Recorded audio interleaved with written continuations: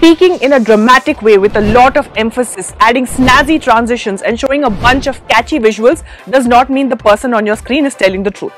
Wow, that was tiring. I wonder how people do this regularly. If you observe the videos made in this fashion and investigate a little, you may find that many of them only make sensational claims without providing any proof, or sometimes giving really flimsy proof that doesn't end up proving anything.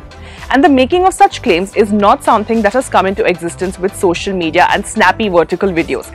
It has existed for some time now and has a familiar name too: conspiracy theory. While it is true that conspiracy theories related to the Titanic and NASA's 1969 moon landing have been popular since before the era of the internet, it is also true that these have now gotten a new life thanks to the lightning speed of social media. With Titanic theories especially, a lot of them were originally expressed in books, which are not read by or accessible to the vast majority of people. But the same content, when converted to a short, vertical video, reaches millions of people in mere minutes. Before we talk about why people create and share such posts, let's look at a few popular examples. The Titanic one is that the ship that sailed and sank in 1912 was not actually the Titanic, but its sister vessel, the Olympic. The theory is that the Olympic had been damaged badly in an accident and was refurbished and passed off as the Titanic, only so it would sink and the shipping company could claim millions from the Titanic's insurance. As for the moon landing, we are told that the whole thing was faked on the basis of two proofs. One, the footage of it being shot in the Nevada desert, and two, that the sole of Neil Armstrong's spacesuit boot does not match the boot print from the images of the moon landing shared by NASA. Then there is stuff like fast food chain McDonald's selling human meat disguised as animal meat, and China banning Coca-Cola for human consumption and reclassifying it as a cleaning solution. A whole subcategory within the conspiracy theory category is all the vaccine-related misinformation that we were subjected to even earlier, but especially during the COVID-19 pandemic. There was one that said that the COVID-19 vaccine would be used to implant microchips in human bodies through which the government would control us, while another went ahead and declared that the vaccine turns humans into zombies. So why do people create and share these outlandish stories? There's no clear answer, but researchers have spent some time trying to understand this issue, and their insights are worth pondering over. The lead author of a 2023 research paper in a psychology journal said that many turn to conspiracy theories to fulfill deprived motivational needs and make sense of distress and impairment. In other words, the world is chaos, and such stories serve as explanations for this chaos. This study that analyzed the data from 170 other studies found that the need to feel safe in and understand their environment and the need to feel like the community they identify with is superior to others tend to draw people to conspiracy theories. Essentially, the world is scary and people are insecure as they feel like they have no control over anything. So, conspiracy theories are a way to feel some control, because then people can say, I may not be in control of the situation, but at least I have this knowledge that explains what it is and why it has taken place.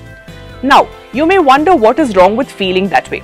That if a theory, however unreal, can help someone feel some comfort, why should we go out of our way to correct them?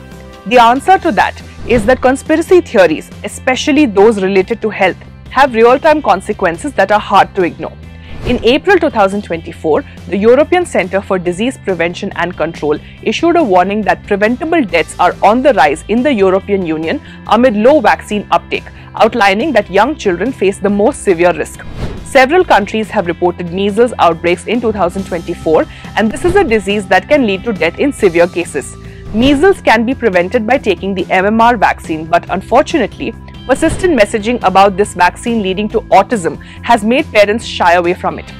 Here's where we reiterate that this is fake news and that there is no scientific evidence backing this claim. There can be other reasons for why people don't get themselves or their children vaccinated, but misinformation about side effects is definitely a major one. Here's something interesting for you to consider. A 2019 study based in Chennai indicated that the risk of vaccine hesitancy increased with children's fathers' access to social media and outlets of information that did not come from medical practitioners. So, if it weren't for these conspiracy theories about the negative effects of vaccines, who is to say how many lives across the world could have been protected against infections that have vaccines that help prevent them or lessen their intensity? Now that we have discussed the examples and consequences of such posts, let's get into your contribution to this situation. If you come across some such bizarre claim on the internet, what should you do? First off, remember this saying: if something is too good to be true, it probably is. Conversely, if something is too ridiculous to make sense, it probably doesn't. Just having this radar is the first step towards shielding yourself from this kind of misinformation. But that is not enough. The next step is verification of your gut feeling. Go to search engines like Google and Yandex, do keyword searches for text-based claims and reverse image searches for visual ones.